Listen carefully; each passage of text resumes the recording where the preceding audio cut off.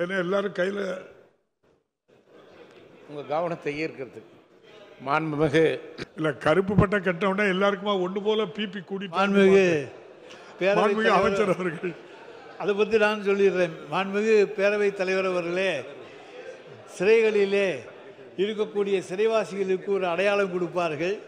அதே போல் இன்றைக்கு தனி அடையாளத்தோடு நம்முடைய உறுப்பினர்கள் சிலர் இங்கே வந்திருக்கிறார்கள் என்று எண்ணுகின்றேன். ஆனால் அவர்களை பற்றி நான் தவறாக சொல்லவில்லை. அதே நேரத்தில் இங்கே போலூரிலே இருக்கக்கூடிய சிறை இன்னும் புதுப்பித்து தரப்படுமா என்கின்ற கேள்வியை நம்முடைய உறுப்பினர்கள் கேட்டிருக்கிறார்கள். நிதிநிலைக்கு ஏற்ப, ஏன்னால் இந்த ஆண்டு 5 கோடியை 10 கோடியாக உயர்த்தியிருக்க காரணத்தால் முன்னுரிமை அடிப்படையில் அது எடுத்துக்கொள்ளப்படுமா என்று நம்முடைய சிறைத்துறை அதிகாரிகளோடு விவாதித்து அதன் பிறகு நிச்சயமாக அரசு தேவையெனில் அதற்கான நடவடிக்கைகளில் ஈடுபடும். மாண்புமிகு எனிக்க வருதியராஜ். மாண்புமிகு பேரவைத் தலைவர் அவர்களே, திருச்சியின் மையப்பகுதியான பாலக்கரை பகுதியில் பெண்கள் மத்திய சிறைச்சாலை உள்ளது.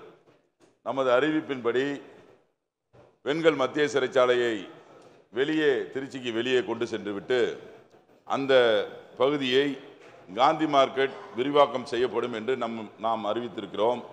அந்த அறிவிப்பு எந்த நிலையில் உள்ளது என்பதை தங்களின் வாயிலாக அறிய விரும்புகின்றேன். மாண்புமிகு அமைச்சர் அவர்கள். மாண்புமிகு பேரவைத் தலைவர் அவர்களே, பெண்கள் சிறைச்சாலையை தனி இடத்துக்கு கொண்டு செல்வதற்காக இடம் பார்த்து கொண்டிருக்கின்றோம். மாவட்ட ஆட்சித்தலைவரிடத்திலேயும் கேட்டிருக்கின்றோம். இடம் கிடைத்தால் அதற்கு பிறகு அங்கே கட்டிடம் கட்டி சிறைச்சாலை மாற்றி தரப்படும் என்பதை நான் தெரிவித்துக் கொள்கின்றேன். விநாயகன் 260 மாண்புமிகு உறுப்பினர் இல்லையோ? விநாயகன் 264 மாண்புமிகு உறுப்பினர் AMV பிரபாகர் ராஜா, மாண்புமிகு வீட்டுவசதி மற்றும் மதுவிலக்கு மற்றும் ஆயத்தீர்வைத்துறை அமைச்சர் அவர்கள். மாண்புமிகு பேரவைத் தலைவர் அவர்களே, மாண்புமிகு உறுப்பினர் பிரபாகர் ராஜா அவர்கள் தெரிவித்த 136வது வார்டில் உள்ள அந்த இடத்துல அரசு வாடகை குடியிருப்புகள் கட்டப்பட்டிருந்தது. அது சிதலமடைந்த காரணத்தால் தற்பொழுது இடிக்கப்பட்டு விட்டது. அந்த இடம் சர்க்கார் புறம்போக்கு என்று குறிப்பிடப்பட்டுள்ளது. அது மட்டுமல்லாமல் CMDA மூலமாக முதன்மை குடியிருப்பு பகுதி என்றும் குறிப்பிடப்பட்டிருக்கிறது. அதற்கு மேலே 2013 அடுக்குமாடி குடியிருப்பு அங்கே கட்டப்படும் என்று ஒரு ஆணை வெளியிடப்பட்டிருக்கிறது. எனவே புதிதாக வணிக வளாகம் அங்கே கட்டுவது என்பது ஒரு கேள்விக்குறியான நிகழ்வுதான். இருந்தாலும் கூட மாண்புமிகு உறுப்பினர்களுடைய கோரிக்கையை ஏற்று சம்பந்தப்பட்ட துறையோடு ஆய்வு செய்து உரிய நடவடிக்கை மேற்கொள்ளப்படும் என்பதை தெரிவித்துக் கொள்கிறேன். மாண்புமிகு உறுப்பினர் பிரபாகர் ராஜா. மாண்புமிகு பேரவைத் தலைவர் அவர்களே, விருகம்பாக்கம் சட்டமன்ற தொகுதிக்கு உட்பட்ட வார்டு எண் 136 கலைஞர் கருணாநிதி நகர் PT ராஜன் சாலையில் 44 கடைகள் இயங்கிக் கொண்டிருந்தது. பின்பு அந்த கட்டிடங்கள் சிதிலமடைந்த காரணத்தினால் அந்த கட்டிடங்களுக்கு மாற்றிடம் தருவதாக சொல்லியிருந்தார்கள் அசோக் நகரில். ஆனால் அங்கிருக்க வியாபாரிகளோ அருகிலே ராஜமன்னார் சாலை இடம் இருக்கிறது. ஆகவே அந்த 44 வணிகர்களும் அங்கேதான் வணிக வளம் கேட்டிருக்கிறார்கள். அமைச்சர் அவர்கள் அந்த இடத்தை நேரில் வந்து ஆய்வு செய்து இன்று மாண்புமிகு தமிழகத்தின் முதலமைச்சர் FSI உயர்த்தி கொடுத்திருக்கிறார். ஆக அந்த கட்டிடங்களும் கட்ட வாய்ப்பு இருக்கிறது, வணிக வளம் கட்ட வாய்ப்பு இருக்கிறது என்று சொல்லிக்கொண்டு மேலும் ராஜமன்னார் சாலை, PT ராஜன் சாலை, பாரதிதாசன் காலனி, இரும்பு கடை சாலைகளில் ஏறக்குறைய நூற்றுக்கணக்கான வியாபாரிகள் 40 ஆண்டு காலமாக வாடகை கட்டிடத்தில் இயங்கிக் கொண்டிருக்கிறார்கள். அவர்கள் அரசுக்கு உரிய தொகையை செலுத்தி சொந்த கட்டிடங்களாக அரசு மாற்றித் தருமா என்று பேரவைத் தலைவர் வாயிலாக கேட்டு அமைகிறேன். மாண்புமிகு அமைச்சர் அவர்கள். மாண்புமிகு பேரவைத் தலைவர் அவர்களே, அவர்களுக்கு வாடகை கட்டிடங்கள் தேவை என்றால் அந்த இடத்தை ஆய்வு செய்து கட்டுவதற்கான நடவடிக்கையை நாம் மேற்கொள்ளலாம். ஏற்கனவே வாடகைக்கு இருக்கக்கூடியவர்கள் அதை சொந்தமாக்கி கொள்ள வேண்டும் என்று சொல்லுகிற பொழுது அதற்கு சில ப்ரொசீஜர் இருக்கிறது. எனவே அதையெல்லாம் கவனத்தில் எடுத்துத்தான் சட்டமீறல் எதுவும் இல்லாமல் அவர்களுக்கு அவருடைய கோரிக்கையை நிறைவேற்றிக் கொடுப்பதற்கான நடவடிக்கையை ஆய்வு செய்து மேற்கொள்ளலாம் என்பதை தெரிவித்துக் கொள்கிறேன். மாண்புமிகு உறுப்பினர் பிரபாகர் ராஜா. விருகம்பக்கம் சட்டமன்ற தொகுதிக்குட்பட்ட வார்டு எண் 137 அன்னை சத்யா நகர், பெரியார் நகர், ராஜீவ்காந்தி நகர், நெசப்பாக்கம் போன்று பல்வேறு பகுதிகள் இருக்கிறது. ஏறக்குறைய மக்கள் எல்லாம் ஒரு 40 ஆண்டு காலமாக வசித்திருக்கிறார்கள். அமைச்சர் அண்ணன் மாசலனும் அண்ணன் முத்துசாமி அவர்களும் நேரில் வந்து பார்த்திருக்கிறார்கள். அங்கே வசிக்கக்கூடிய மக்களுக்கு, இந்த ஹவுசிங் போடக்கூடிய மக்களுக்கு தடையில்லா சான்று NOC வழங்குவதற்கான கமிட்டி அமைக்கப்பட்டிருக்கிறது. ஆக அவர்களெல்லாம் அந்த வீடுகளை விற்கவும் முடியவில்லை, எதுவும் செய்ய முடியவில்லை என்று வருத்தத்தில் இருக்கிறார்கள்.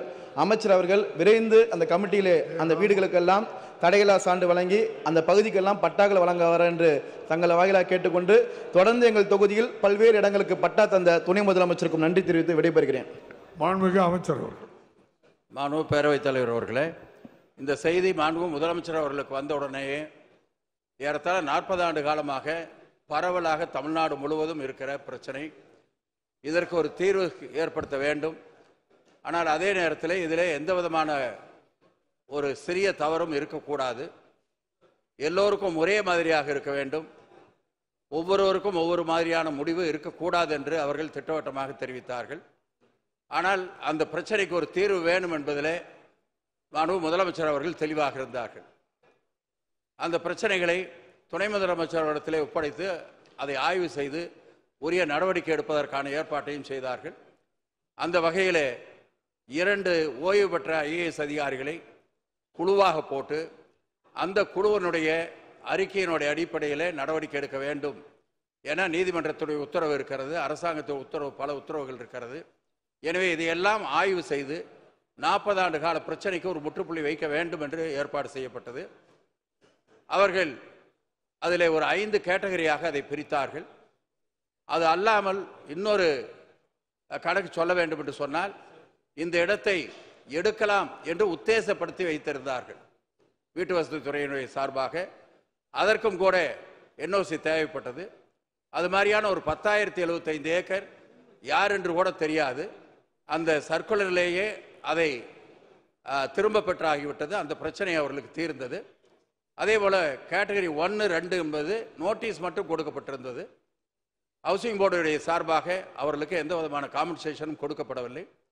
எனவே அதற்கு இப்பொழுது ஏற்பாடு செய்து அந்த கமிட்டியுடைய பரிந்துரைப்படி அவர்களுக்கு அந்த நிலத்தை திருப்பி கொடுப்பதற்கான ஏற்பாடு செய்து அவர்களுக்கு திருப்பி கொடுக்கப்பட்டிருக்கிறது.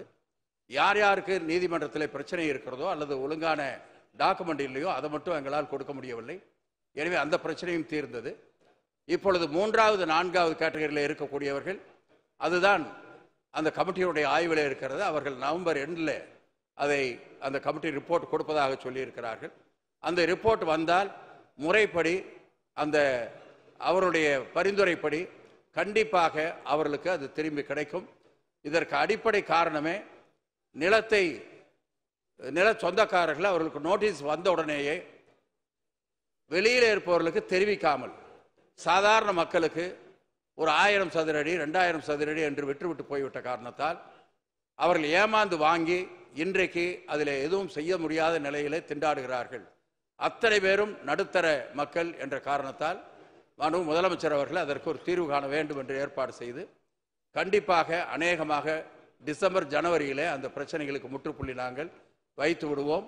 பிரச்சனை எதுவும் இருக்காது என்பதை நான் இந்த நேரத்தில் தெரிவித்துக் கொள்ள விரும்புகிறேன். 5th கேட்டகரி என்பது அது ஹவுசிங் போர்டு முழுமையாக எடுத்துக்கொண்ட இடம். எனவே அதை யாராவது ஆக்கிரமித்திருந்தால் அவர்கள் விட்டு போக வேண்டிய நிலை இருக்கும்.